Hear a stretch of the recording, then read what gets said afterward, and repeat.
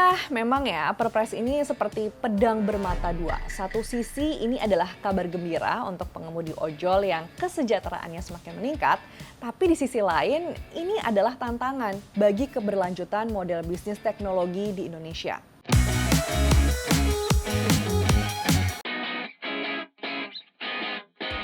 Hai, Cuanomics di sini. Apa kabarnya di sana? Kalau kabarnya Presiden Prabowo Subianto ini ternyata sempat membuat gebrakan baru ya saat Hari Buruh kemarin, yakni menerbitkan Peraturan Presiden Nomor 27 Tahun 2026 tentang perlindungan pekerja transportasi online.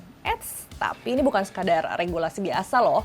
Ini merupakan perubahan yang signifikan banget buat jutaan pengemudi ojek online di Indonesia dan pihak perusahaan aplikator tentunya. Nah, pertama-tama yuk kita bedah dulu apa sih isi regulasi ini. Poin pertama yang paling gong dari Perpres ini adalah perubahan skema bagi hasil porsi pendapatan antara pihak pengemudi ojek online dan juga perusahaan aplikator. Nah, jadi nih ya, jika sebelumnya potongan aplikasi itu bisa mencapai 20% dan pihak driver berhak atas 80% dari pendapatan, kini potongan aplikator turun ke angka 8% sehingga porsi pendapatan untuk mitra pengemudi naik minimal 92%. Selain mengatur skema bagi hasil, regulasi ini juga mewajibkan perusahaan aplikator untuk mendaftarkan mitra mereka ke dalam program jaminan kecelakaan pekerja, BPJS Kesehatan, dan juga asuransi kesehatan. Ya, sebenarnya sih ini upaya pemerintah juga ya untuk memberikan perlindungan bagi pekerja informal atau gig ekonomi. Nah, kabar ini tentunya jadi kabar gembira bagi pengemudi ojek online. Tapi bagaimana ya tanggapan para perusahaan aplikator besar di Indonesia? Di antaranya ada Goto yang sedang melakukan pengkajian mendalam untuk memahami detail implikasi serta penyesuaian yang berkelanjutan bagi mitra driver maupun juga pelanggan. Mereka pun juga masih akan terus berkoordinasi dengan pemerintah dalam masa transisi ini. Terus kalau Grab intinya akan berkolaborasi dengan pemerintah dan pemangku kepentingan untuk melindungi mitra pengemudi sekaligus menjaga keterjangkauan harga bagi konsumen dan keberlanjutan industri.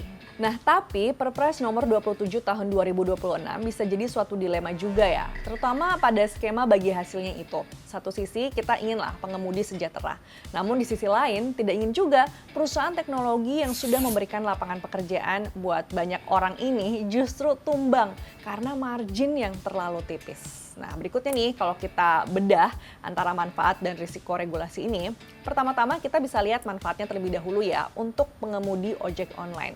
Tentu aja manfaatnya bisa meningkatkan pendapatan bersih secara instan dan adanya proteksi kesehatan yang lebih jelas lagi.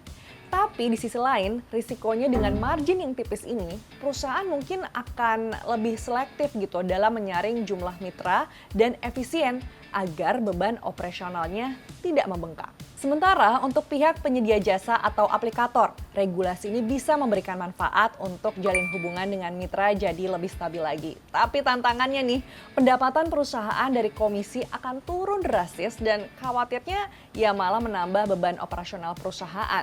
Dan kalau secara keseluruhan, dampak jangka panjang yang dirasakan adalah daya beli jutaan pengemudi ojol itu berpotensi akan meningkat seiring dengan pendapatannya yang bertambah. Dan itu artinya konsumsi domestik itu bisa aja ikut terstimulus. Tapi ada juga loh risikonya, yakni kekhawatiran tentang biaya transportasi online yang bisa jadi malah semakin membengkak dan dibebankan kepada konsumen. Nah loh, ya soalnya gimana lagi, kan potongan aplikasi bukan hanya untuk biaya operasional, tapi juga digunakan oleh perusahaan aplikator untuk memberikan promo dan juga subsidi buat para konsumen. Ya memang ya, Perpres ini seperti pedang bermata dua. Satu sisi ini adalah kabar gembira untuk pengemudi ojol yang kesejahteraannya semakin meningkat, tapi di sisi lain ini adalah tantangan bagi keberlanjutan model bisnis teknologi di Indonesia. Bagaimanapun juga, regulasi yang bijak adalah regulasi yang tidak mematikan industri namun tetap memanusiakan pekerjanya. Nah, Perpres nomor 27 tahun 2026 seolah memang jadi angin segar nih di tengah badai ekonomi saat ini. Tapi intervensi tarif ini baru solusi mikro aja ya. Masih ada tugas besar pemerintah yang sebenarnya perlu diwujudkan seperti perbaikan ekonomi makro untuk meningkatkan daya beli masyarakat hingga menciptakan lapangan kerja formal yang masif agar gak ada lagi tuh yang terpaksa jadi driver ojol untuk bertahan hidup.